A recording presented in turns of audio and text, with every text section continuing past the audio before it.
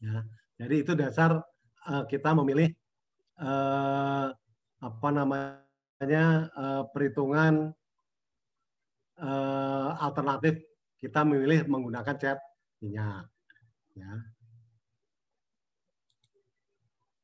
Nah, setelah kita alternatif yang dipilih, nah horizon perencanaan ditetapkan, maka aliran kas dapat dibuat. Nah, ini contoh ilustrasi lagi. Ini bagaimana suatu ilustrasi dalam memahami konsep aliran kas, misalkan suatu horizon perencanaan, ini suatu studi ya, 5 tahun dipilih untuk mengevaluasi 3 alternatif investasi. Misalkan A, B, dan C. Nah, kita diminta estimasi aliran kas berdasarkan proposal yang masuk ditunjukkan pada tabel di bawah ini. Nah, ini anggaran tersedia 50 juta. Nah, alternatif B tergantung dari kontingen. Sedangkan alternatif A, sedangkan A dan C bersifat mutual eksklusif. Ya, di sini. Nah, kemudian berdasarkan kendala-kendala di atas, hanya 4 alternatif. Ya, waktu itu sudah ini hanya mereview aja. Nah, alternatif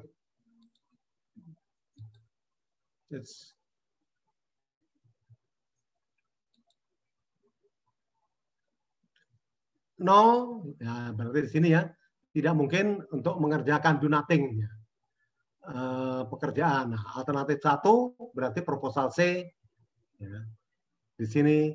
Nah, kemudian kalau alternatif ini ada alternatif 2 proposal A. Nah, kemudian alternatif 3, nah ada proposal A dan B. Nah, ini kita suruh mengkaji di sini kira-kira mana yang akan kita pilih yang menguntungkan. Nah, di sini dalam mengestimasi aliran kas setiap alternatif, mestinya semua ongkos dilakukan selama periode perencanaan, termasuk nilai sisa digambarkan dengan lengkap. Ya. Kemudian dalam kebanyakan evaluasi ekonomi, peramalan tentang ongkos dan berapa tidak perlu terjadi dan detail. Ongkos-ongkos yang selalu terjadi dengan jumlah semua alternatif dihilangkan. Tidak mudah membuat aliran estimasi kas secara akurat. Nah, kemudian manfaat yang sulit terukur seperti penurunan persediaan, peningkatan kualitas, penghematan, peningkatan fleksibel, pengurangan lead time. Ya. Ini nanti akan dipertimbangkan untuk coba dikonversikan di dalam nilai rupiah. Nah, kemudian kita menetapkan MAR, minimum attractive rate of return.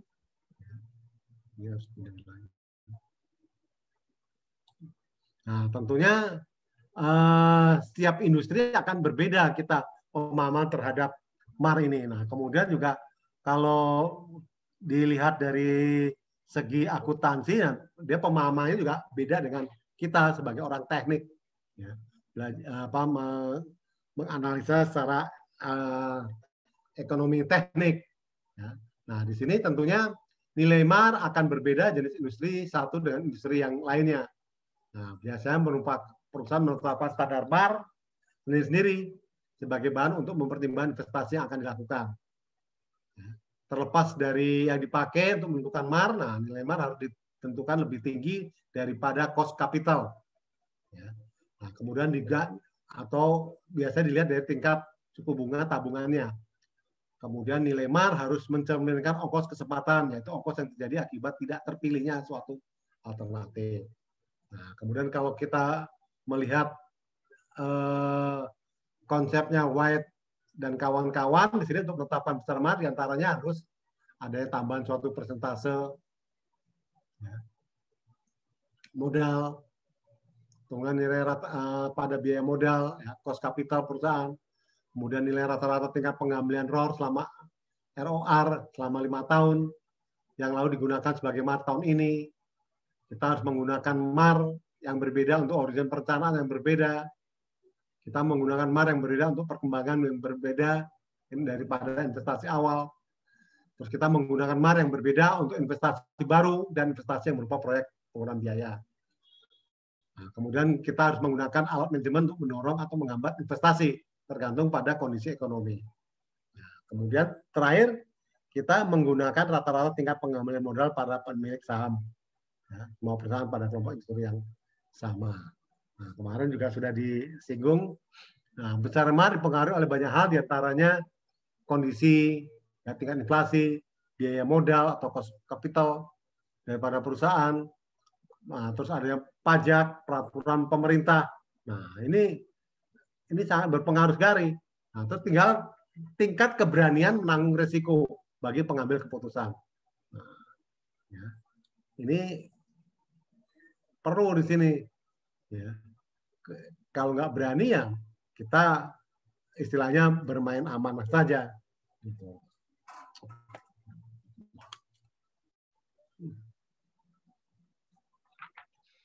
Nah, ya, jadi ini perlu dipertimbangkan ini kondisi bisnis kalau seperti sekarang ini kondisi lagi pandemi COVID. Nah, tentunya berpengaruh sekali, tingkat inflasi juga berpengaruh. Ya. Cost capital perusahaan juga berpengaruh sekali dengan adanya kondisi COVID sekarang ini ya. Nah, terus makanya peran pemerintah dalam ini peraturan pajaknya tentunya dipermudah. Ya. Nah, terus peraturan pemerintah terkait dengan supaya investor tertarik menanamkan investasi di Indonesia, ya, itu juga perlu ini. Ya, ini kalau ini tadi tingkat keberanian. Nah, kemudian jadi kita melihat daripada Mars sebelum pajak, ya Mars adalah Mars sudah pajak dibagi dengan 1 dikurangi dengan T, ya, tempo waktunya berapa lama. Nah, ini contohnya setelah pajak 18%, tingkat pendapatan pajak kombinasi 45%, maka Mars sebelum pajak dapat dihitung ya, 18%, 0,18, ya, sama dengan ini kan, dibagi dengan 1 dikurangi di sini 45% tingkat pendapatannya, jadi 32. Ya. Kalau sesudah pajak 18, setelah belum pajak 32,73%. Nah, kemudian ada cost capital. Nah, ini kita ngitung-ngitung lagi. Ya. Ada rasio antara utang dengan modal keseluruhan. Ada rasio antara modal sendiri dan modal keseluruhan. Nah, terus tingkat pengembalian rate of return, IE tingkat pengembalian dibutuhkan pada modal sendiri. Ini sebagai contoh 40% dari modal suatu perusahaan diperoleh pinjaman bank yang dikenakan 17% setahun. Dan selebihnya adalah modal sendiri yang diharapkan menghasilkan tingkat pengembalian sebesar 13%. Maka berapa cost kapitalnya? Nah, tinggal ngalihkan aja 40%, 0,40 dikalikan dengan ID, tingkat pengembalian rate of return-nya 17% setahun, 0,17 ditambah dengan 1, ya, dikurangi dengan RD, ya, rasio antara utang dan ini ya 40% atau 0,40, terus dikalikan dengan 0,13 karena di sini pengembaliannya kelebihannya 13%. Jadi kita bisa menghitung cost kapitalnya 14,6%. Nah, terus kemudian setelah itu kita membandingkan alternatif investasi. Ya. Jadi kita sudah tahu jumlah alternatif, menentukan horizon pendanaannya, terus mengestimasi aliran kas masing-masing alternatif investasi, menentukan MAR yang digunakan, ya, dasar untuk mengevaluasi, ya, kemudian langkah-langkahnya. Nah, kemudian teknik yang digunakan untuk membandingkan alternatif investasi. Nanti kita masing-masing ini analisis nilai sekarang, present worth, terus kita melakukan analisis deret seragam. Nah, ini yang dipakai ini. Terus analisis nilai mendatang, future worth, terus analisis tingkat pengembalian, ROR. Nah, khusus dengan analisis manfaat biaya, ya, atau cost benefit analisis nanti tersendiri ini. Nah, ini sering banyak digunakan di dalam kita melakukan memilih alternatif yang sering digunakan di perusahaan, kita pakai CBA. Nah, kemudian analisis periode pengembalian, payback period. Nah, ini sebagai tambahan analisis nih untuk memperkuat analisa daripada alternatif investasi. Nah, semua metode kecuali yang terakhir. Nah, ya kan, makanya ini karena payback period ini alternatif tambahan, memberikan hasil yang dapat dibandingkan untuk mengukur efektivitas suatu alternatif. Nah, Metode pertama, kedua, ketiga mengkonversikan semua aliran kas selama horizon perencanaan menjadi nilai tunggal. Ya, pakai P awal atau future atau nilai seragam A dengan tingkat mar yang ditentukan. Nah, kemudian akan dibahas nanti di sini metode analisis sekarang nih. Terus deret seragam, nilai mendatang dan periode pengembalian atau payback period. Ya. Nah, metode analisis tingkat pengembalian ROR, analisis cost and benefit, ini akan di ROR dan cost akan dibahas tersendiri. Nah, ini sekarang kita metode sekarang, ya, ini semua aliran kas dikonversikan menjadi nilai sekarang, ya, nilai saat ini, dan dijumlahkan sehingga P yang diperoleh mencerminkan nilai neto keseluruhan aliran kas. Nah, tingkat bunga yang dipakai untuk melakukan konversi adalah MAR. Ya. Nah, secara matematik, PI sama dengan sigma T sama dengan 0 sampai dengan N. Nah, kemudian AT dibagi dengan 1 plus I maka T. Atau PI sama dengan sigma T 0 N A. Ya. Ini fungsi P dibagi F, interest rate, ya, dan fungsi waktu. Nah, ini PI ini nilai sekarang dari keseluruhan aliran kas. Terus AT aliran kas pada akhir periode T. I MAR-nya. Ya. Kemudian N horizon perencanaan periode. Nah, apabila alternatif yang dibandingkan bersifat mutual eksklusif, maka alternatif yang pilih adalah alternatif yang memiliki nilai P neto yang tertinggi. Nah, ini perlu dipahami. Tentu saja bila dibandingkan alternatif yang hanya memiliki ongkos atau biaya. Nah, maka yang dipilih adalah ongkos nilai sekarang yang paling rendah. Ya. Nah, itu jadi pertimbangan-pertimbangan itu. Nah, apabila alternatif yang dibandingkan bersifat independen, maka semua alternatif yang memiliki neto lebih besar dari 0 atau menghasilkan tingkat pengembalian di atas MAR dipilih karena secara ekonomi semuanya layak dilaksanakan. Ya. Kemudian alternatif do nothing tetap dipertimbangkan dengan P sama dengan 0. Nah, ini contohnya. Ya. Seorang insinyur menemukan alat yang mampu mengubah suatu proses permesinan, ya, nilai NC, CNC, ya, sehingga menghasilkan perbaikan proses efisiensi 20% lebih tinggi dari yang semula. Nah, kemudian alat tersebut ditawar oleh perusahaan manufacturer dengan dua alternatif pembayaran, yaitu dibayar total sekarang senilai 50 juta dan dibayar setiap tahunnya 10 juta dalam 7 tahun pertama. Nah, sisanya 3 juta dalam 8 tahun berikutnya. Nah, cara pembayaran mana yang akan dipilih oleh insinyur tersebut bila ia menganalisis dengan tingkat bunga 15%. Nah, jadi kita penyelesaiannya, solusinya, tentunya kita ada dua alternatif ya. Alternatif pertama, P-nya, ya, sekarang nilai sekarang ini adalah 50 juta. Alternatif kedua, ya, dengan P 2. Nah, berarti di sini ada pembayarannya 10 juta dikalikan dengan fungsi P per A 15% ini dalam 7 tahun. Ya, dalam 7 tahun. Kemudian ditambah, kan berikut sisanya 3 juta, ada fungsi P per A, ya, 15%, terus 8 tahun.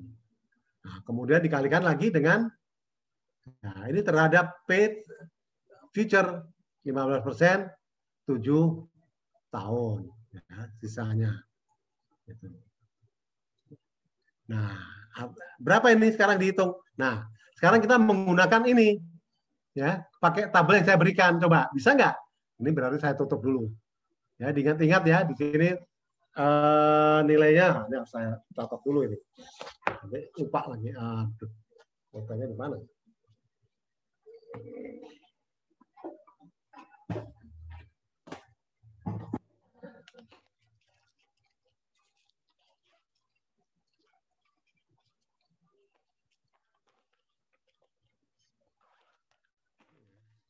Pertama, P per A 15%, 7. Nanti dicari dari tabel ya. Terus kemudian PA 15%, 8 tahun. Terus berikutnya P per F 15%, 7 tahun. Nah, ya. Nah, sekarang pakai yang ini. Mana ini? Belum muncul ini.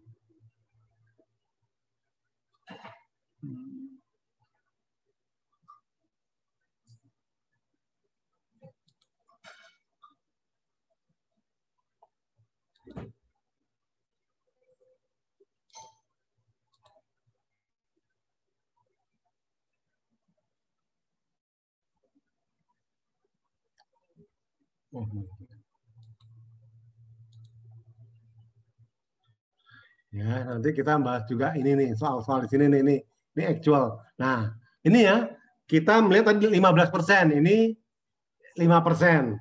Ini semua 15%. Jadi kita lihat tabel yang 15%. 9%, 10%.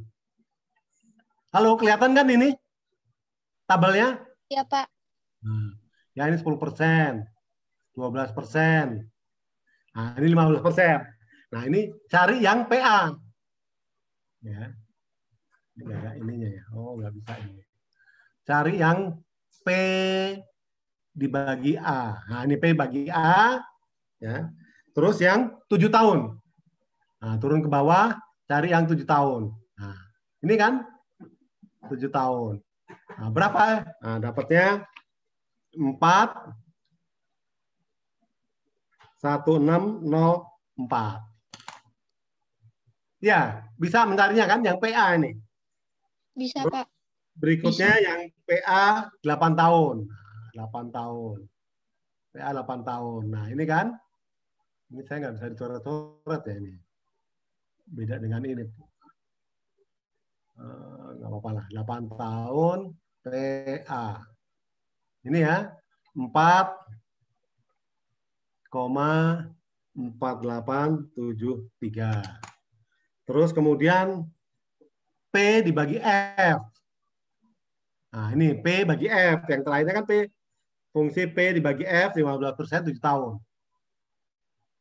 7 tahun. Ini kan 0,3759. Begitu mencarinya. Jadi enak ini. Lebih cepat. Jadi nggak hitung-hitung ya. Biasanya si siapa? Jen atau ketua kelasnya kan kerepotan kan, ngitungnya lama kan? Ya nggak? Iya, Pak.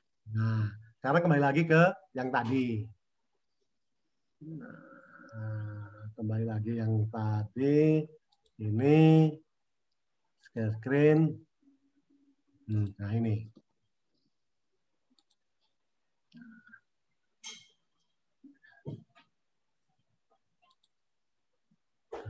Ini akan saya coret-coret. Nah, ini jadinya 10 juta.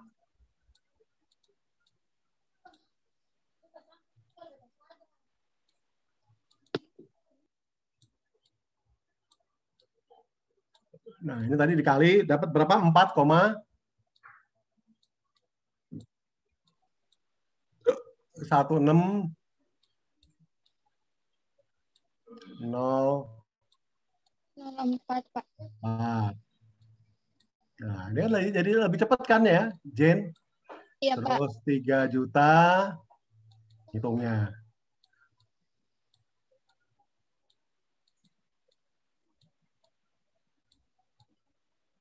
Nah, ini PA, fungsi PA 15%, 8 tahun. 4,4873, Pak. 73. Terus dikali lagi. Ini fungsi PF, P dibagi F 15% 7 tahun 0,3759.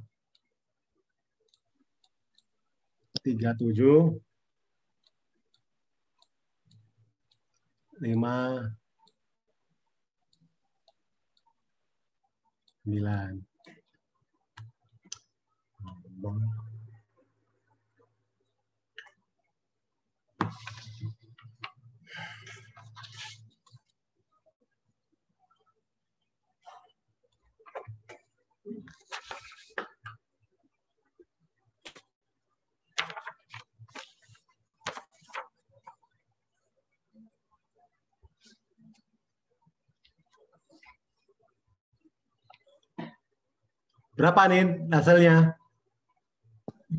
Saya dapat 46.664.328, Pak. 46. Nah, RP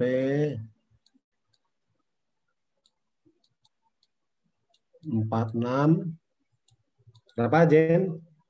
664 664 328, Pak. 328.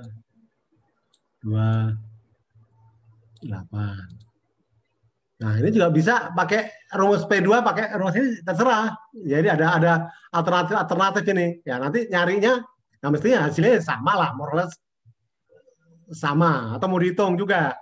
Ini kembali lagi lihat tadi. Ini 15 tahun, ini 7 tahun. Ya. Kan 8 dengan 7 ini kan masalahnya. Nah, mau dicoba dihitung ya pakai ya. Ini berarti harus di stop dulu nih. Harus kembali lagi ke tabelnya tadi ya. Saya catat dulu nih. PA 15%, 15, terus satunya lagi PA 15%, 7 tahun. Ini pakai ini ya, deret ini.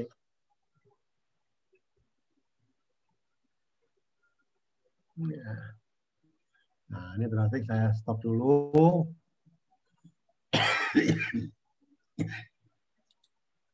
Kembali ke ini. Nah, PA, ini PA, ini 15%, 15 tahun.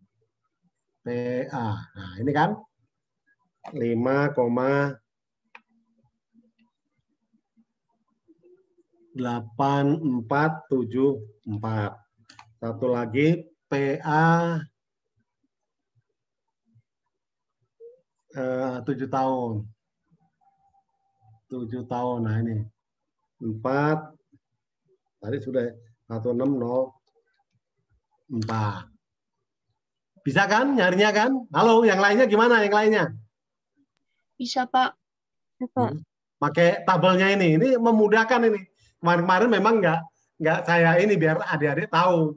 Karena nanti kalau misalkan prosentasenya tidak ada di tabel, nah adik-adik bisa menghitung atau menggunakan ekstrapolasi, ya, menghitung manual atau menggunakan ekstrapolasi dari tabel ini. Ya. Jadi misalkan di sini kan adanya 15%, ya. Kemudian 12%. Nah, kalau tanya 13% kan tidak ada kan? Nah, kita harus pakai ekstrapolasi. Ya. Nah, 20%, ya kan habis itu 17%. Ini dari 15 sampai dengan 20. Nah, kita pakai ekstrapolasi atau kita pakai hitungan manual yang kita belajari sebelumnya, gitu. Ya, nah, kemudian kembali lagi ke ini.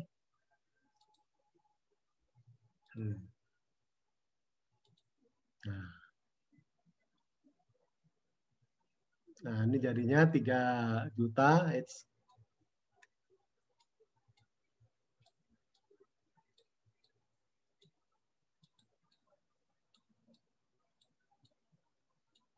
It's